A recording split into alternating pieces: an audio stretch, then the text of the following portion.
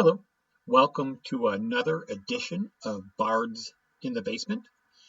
Today I will be doing a reading of a story by Young Lee. Young Lee is a contemporary poet. I first came across his poetry in Poetry Foundation magazine. If you are looking for more poetry by Young Lee or other poets, I think it is an excellent resource. They have a really nice app too. You put on your phone. You can spin the app and get a different poem each day. So it's a wonderful resource for poetry. But here we go. On the left-hand side of the screen, you see the poem. On the right-hand side, you see some of the literary devices that I'm going to mention as I walk through the poem. Of course, I will not exhaust all of the meaning in the poem. Will I cover it thoroughly? I hope so. But I'm more hoping to give you an entrance into the poem, so you can walk about it, look at it, examine it. So here we go. A story by Young Lee. Sad is the man who asked for a story and can't come up with one. His 5-year-old son waits in his lap. Not the same story, Baba, a new one. The man rubs his chin, scratches his ear. In a room full of books, in a world of stories, he can recall not one, and soon, he thinks, the boy will give up on his father. Already the man lives far ahead. He sees the day this boy will go. Don't go!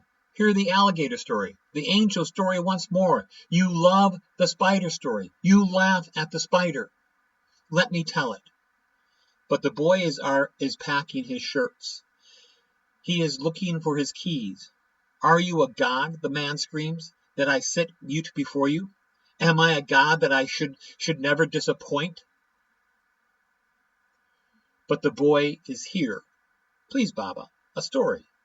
It is an emotional rather than logical equation, an earthly rather than heavenly one, which posits that a boy's supplications and a father's love add up to silence. All right, so that's the poem. Really nice poem. A poem that the situation of the poem is one that hopefully we all can relate to. A parent and a child sitting down for a story, a good night story, if you will, and just a simple question: "Hey, can I have a new one?" And that simple question sends the father off the deep end, if you will. On the right-hand side, you'll see the literary devices: point of view, syntax, stanza, free verse, enjambment, situational irony, stream of consciousness, and diction. As I said, I won't limit my comments to those literary devices, but I will bring them up as I walk through the poem. First, let's go to the first stanza. The stanza, as defined, is the division of a poem consisting of a series of lines arranged together in a usually recurring pattern or meter and rhyme. This poem is free verse, so the next literary term there is free verse, which is poetry that has no set meter or rhyme. So there isn't a iambic pentameter, or there isn't a iambic tetrameter.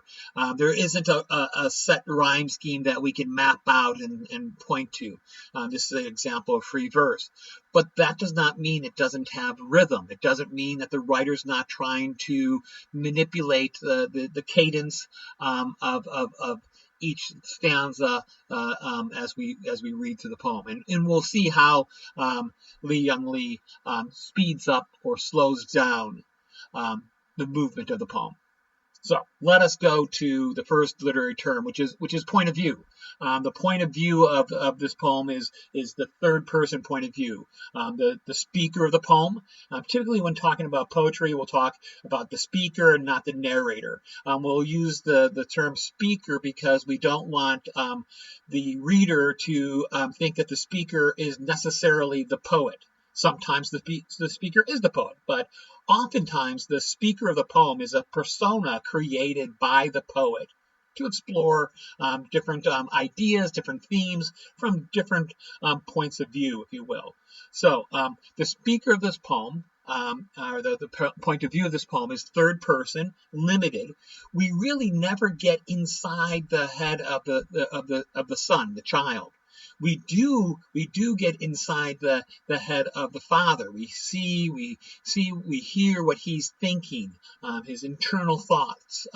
So it is third person, limited access to the father's thoughts and feelings. So that's the point of view.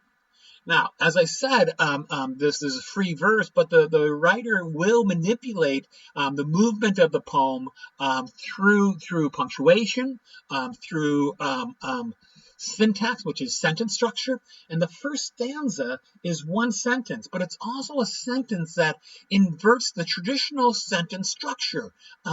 It has sad is the man, where typically we would have the man is sad. But by having sad as the man, it emphasizes the word sad, which creates the tone, if you will, of the poem.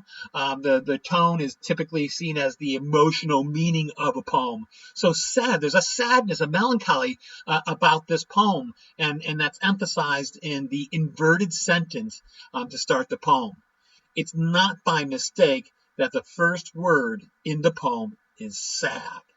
Sad is the man who is asked for a story and can't come up with one. Now you'll notice that after the word story, there's no punctuation. So it drops from one line to the next.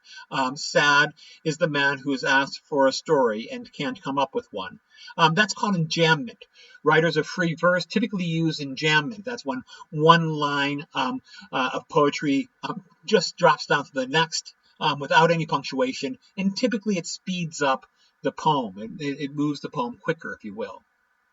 If we had a comma there or a semicolon or a period, of course, we would stop. We would hesitate. But here, the poet doesn't want us to. So we have that first nice inverted sentence for stanza number 1 that creates the mood, if you will, the tone of the poem, sad. His 5-year-old son waits in his lap. Not the same story, Baba, a new one. The man rubs his chin, scratches his ear. Notice that it's heavily punctuated here. We have 4 periods, 3 commas. All this slows down the poem. It allows the reader to visualize what's happening at this moment in the poem. And it's a simple one. That we have the shift to italics in the second line of that second stanza. Not the same story, Baba, a new one. So this is the voice, if you will, of the child asking for a new story. And then we have the father rubs his chin, scratches his ear. These images suggest that the father's trying to come up with a new story, trying to think of a new story. What story can I tell him that I have not yet told him before? A new story. Let me see. So it slows it down.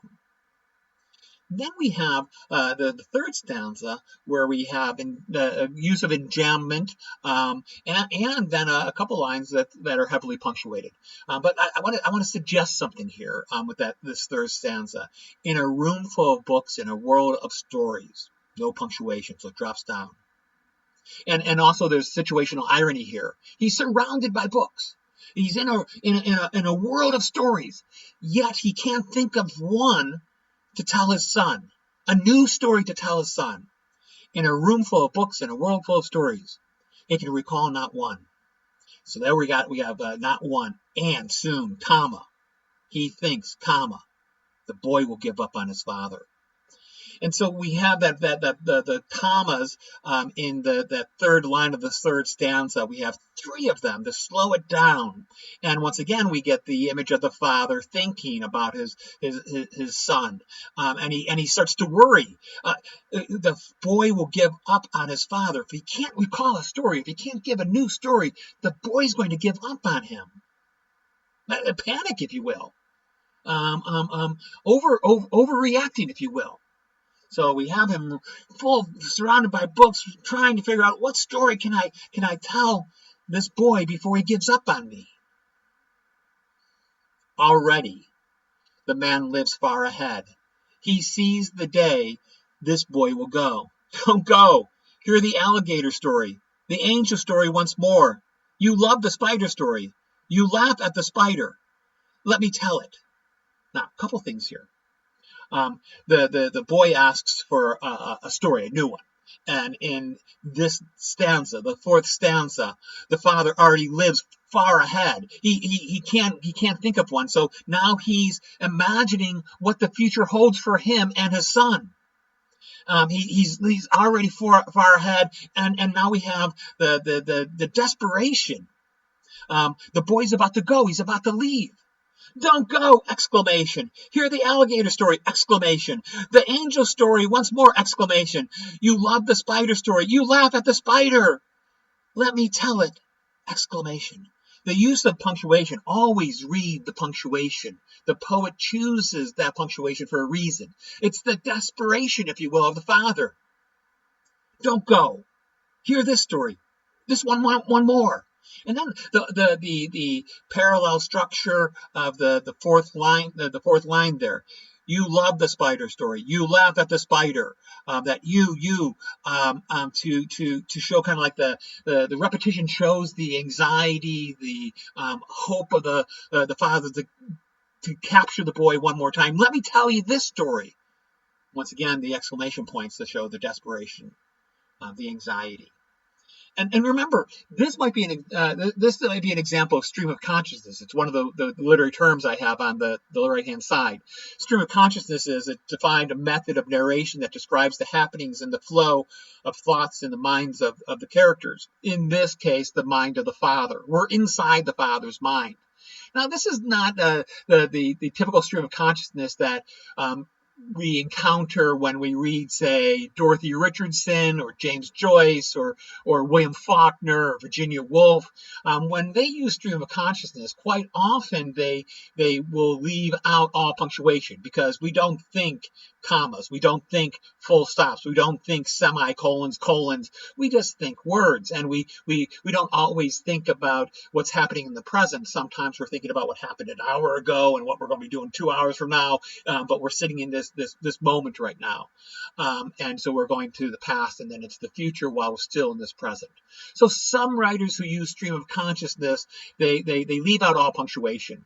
Faulkner, in some of his writings, would suggest a shift to stream of consciousness through italics, as well as external cues in the text to let the reader know where we're at. But let's get back to this stanza here. And we have the father doesn't say these aloud. He's thinking these because he's worried that his boy is about to leave, and he's trying desperately to hold on to him. Let me tell you the next story. Now, the last two stanzas. Here we go. But the boy, and this shows that the father's now is this is all taking place in the father's head. The boy is still just sitting there, if you will, and the father's thinking, well, no, this is what's going on. So we have the boy is packing his shirt. He is looking for his keys. And so now he's grown up, he's driving already, and he's about to leave. And we once again the italics suggest we're back inside the father's head. Are you a god, comma, the man screams, that I sit mute before you? And this idea, the relationship between a father and a son, a parent and a child. Sometimes we possibly see our children as gods that we have to serve them. We have to provide them with what they need. A story, a prayer to them, if you will. Are you a god? The man screams, that I sit before you mute. Am I a god? And notice this: are you the God, or am I the God that I should never disappoint? That parents can't let their kids down. We have to provide for them. And if we fail to tell them a story, if we fail in some way, we've disappointed. And we can't do that because we gotta put on this kind of like God-like persona. Is the child? Are you the God? And I need to perform for you, God. Or am I the God? And I can never fail. I'm infallible as a God. Notice the stanza uses rhetorical questions or questions, well, they appear to be rhetorical because they're part of the stream of consciousness. We read these questions and we think about what is the relationship between father and son, parent and child, and how do we resolve this moment? I want a news story, Dad. I can't think of one, son. What do we do? The last stanza. But the boy is here. Please, Baba, a story. Now, look at the first sentence of the previous stanza. But the boy is packing his shirts. Once again, we're in the father's thoughts. He's imagining his son in the future, looking for his keys, packing his shirts. But here we come back with, the speaker comes back with a short sentence. But the boy is here. Remember, the boy is sitting on the father's lap. The boy is here at this moment. He's not living far ahead like the father. He's not in a panic about the alligator story, the angel story, the spider story. He's not in a panic about, are you a God? Am I a God? No, the boy's just there. Please, Baba, a story. It is emotional rather than a logical equation. We know the father is acting illogically. But we also have to, the readers, we need to recognize the emotional reading, the emotional equation. A father, a parent wants to be there to provide what their child needs and wants. The boy wants a new story. And so the father acts out of emotion. We know it's illogical to think, oh my gosh, if I don't tell a new story at this moment, soon enough he's going to be packing his shirts and grabbing his keys and leaving. And the father confused, are you a God? Am I a God? What is our relationship? So we know it's not a logical equation. Rather it's an earthly rather than a heavenly one. This is what earthly is, a nice word choice. This is just a simple story, a simple poem about asking for a story. It's an earthly occurrence, if you will, not a heavenly one. It doesn't. You don't have to think of your son as the God. You don't have to think of yourself as a God. It's an earthly one. Can I just have a story? And no one did. So an earthly rather than a heavenly one, which posits that a boy's supplications and a father's love add up to silence. Now that's interesting. Again, we have that posits, which kind of suggests this is a fact, that the boy's supplications, the boy's begging for, asking for, but supplication also has this kind of religious connotation to it. And when I think about word choice, it's the last literary device on the right hand side. I have diction, and so I might if I was analyzing this poem, I might say it's interesting diction here in this last stanza, and I would suggest possibly, well, this idea of supplication, and I might want to deal with that word supplication. Here, and then heavenly, and I draw a line up to heavenly, and then draw a line up to God, and I might say, this religious language, this religious diction, if you will, suggests something beyond just father son. That for this moment, it's just a boy asking a father for a story, a new one. And when I think about what else could the poem be about, I can't just overlook the word God. It's used twice. I can't overlook the word heavenly. I can't overlook the word supplication. Here we have, in the poem, we have the father trying to answer his son's plea for a story. And the last line, and the father's love add up to silence. And the father sits there in silence. I can't think of a story. The boy's question, request, and the father's love add up to silence because he can't say anything. And that silence is that's the space, if you will, of love between the father and the son. And I don't want to push this too far, but this idea that it's also the son asking the father for a story at a larger scale, that we need a new story, we need a better story. Just tell us another story. Our supplication, if you will, our prayers for a new story. And what we're met with is silence. Now, I bring up the religious aspect just because, and I don't do this often, of bringing in biographical information.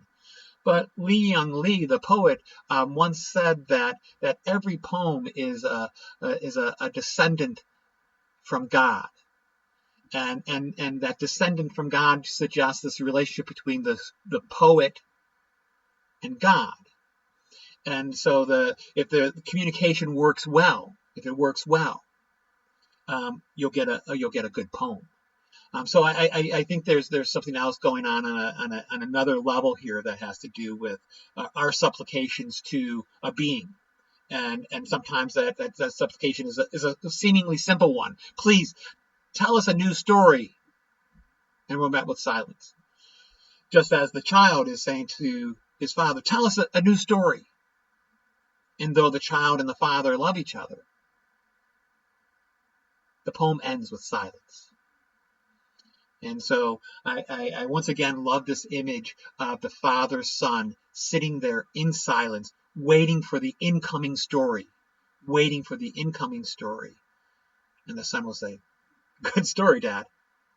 Or humankind will say, good story. So, all right, that's just a quick walkthrough of the Li Young Lee's story.